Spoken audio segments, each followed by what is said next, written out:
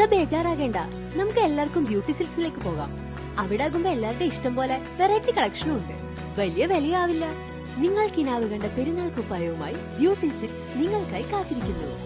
ഇനി കുടുംബത്തിന് മുഴുവൻ പുത്തനെടുപ്പ് വാങ്ങാം, കുടുംബ ബഡ്ജറ്റിൽ കവിയാതെ തന്നെ.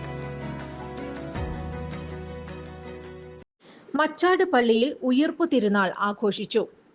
മരണത്തിന്റെയും അന്ധകാരത്തിന്റെയും അധികാര പ്രമത്തതയുടെയും ആധിപത്യത്തെ എന്നേക്കുമായി പരാജയപ്പെടുത്തിക്കൊണ്ടാണ് ഈശോ മിശിഹ ഉയർത്തെഴുന്നേറ്റത്. ഉദ്ധിതനെ രക്ഷകനായി പ്രഖ്യാപിക്കുന്ന ഏവരെയും അവൻ സമാധാനത്തിലേക്കും പ്രത്യാശയിലേക്കും പ്രതീക്ഷയിലേക്കും വഴി നടത്തുന്നു.